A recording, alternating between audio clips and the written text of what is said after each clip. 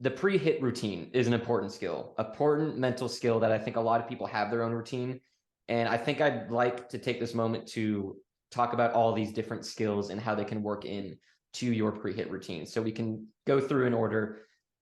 Before you go up to bat, you're doing mental rehearsal in the dugout. You're creating that experience ahead of time so you feel more prepared when you do go up to bat and it's not feeling as new and you're not processing as much information for the first time. Then you can go into this breath work. You can be doing this at the same time as doing your mental rehearsal. You can be doing this on your walk to the batter's box. And then, of course, stepping out in between pitches, doing this breath to manage that stress response that is probably overshooting a little bit right now. And then again, having body language, if that's your thing, having this confident body language that's going to just make you feel a bit better than you were if you weren't focusing on your body language. And this can also have an effect on the coaches, your teammates, making them feel more confident in seeing you look more confident. I don't know about you, Austin, but whenever I saw my teammates as an athlete look confident, it gave me a sense of empowerment. So even if it's not working for you, like, okay, I'm having great body language, but I don't feel any better. Well, at least you're helping your team in some way because they're feeding off of it in some way. And then all the while, if you're having these spontaneous, natural thoughts of worry, whether it's in the past, future, or just distracted, using reframing methods, right? So what if I succeed? Going into the faith bucket, not the fear bucket. And then, of course, tying into focal point. Maybe the focal point is what happens before you start thinking all of this or doing these mental skills to boost your mental game. So it's all part of that pre-hit routine. So a lot of people have their own stuff they do, like, oh, I'm going to unstrap my gloves in between pitches. And that can be really effective. However, it's really important to have purposeful components of your pre-hit routine. You're not doing things just because somebody else does them or a coach told you to. You're doing them because you know the effects of what it has on your mental game. So a lot of what we talk about here was managing that stress response, right? So I'm doing these parts of this pre-hit routine because I know what it's doing to my heart rate and my muscle tension, making me a better player.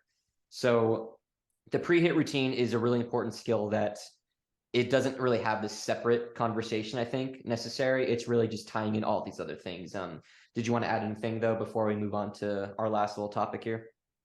No, that's perfect. That is perfect. And I think just your ability to get yourself under control, however that is for you and your specific, just kind of knowing yourself, right? If you know yourself and you know what works for you, as long as you can get yourself in control before you step up there, that's really important, especially in those big time situations. And then, so this last thing that we're going to talk about is after the hit. So basically, okay, either you hit it and you did what you want to do, great, or you didn't and you're feeling really bad. I want you to talk about maybe what happens when you don't succeed. However, I'm going to take a moment to talk about for the players that do get this hit, they do succeed. They were worried they weren't going to, but it happened.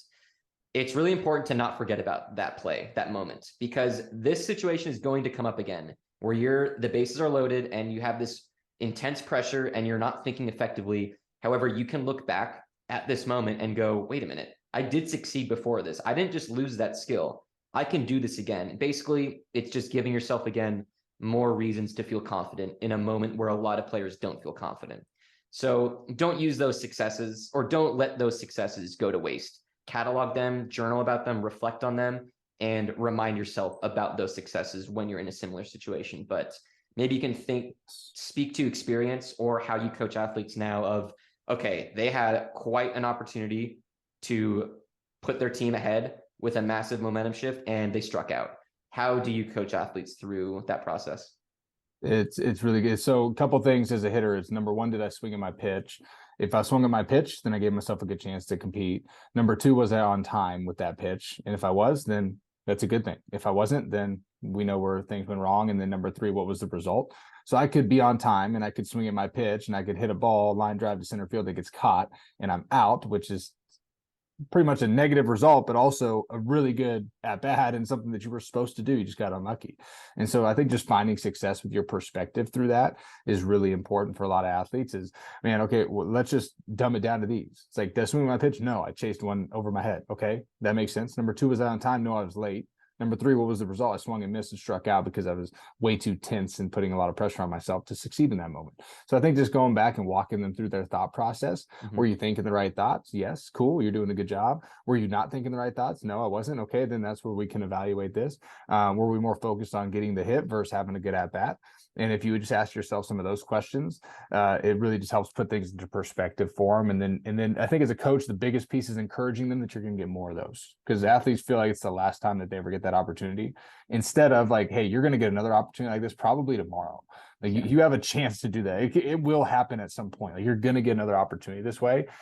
So when you get up there, like that's when you get another opportunity to go do this thing and practice some of the things we've been talking about. And like you said earlier, you can do all the right things and not succeed. And it's really important for athletes to understand to reward themselves for doing all the right things, even though they didn't succeed, because too many people are tempted to change things up, even though they did the right thing, but they want to change things up because they didn't get that hit. And now they're actually lowering their chances of success in the future. So being able to just give yourself a pat on the back and think, okay, I was doing the right things. I went through my routine. I was locked into the timing of this pitch. I was reading it well. That's going to, you're going to see the most mentally strong athletes having that type of mindset, not beating themselves up unreasonably.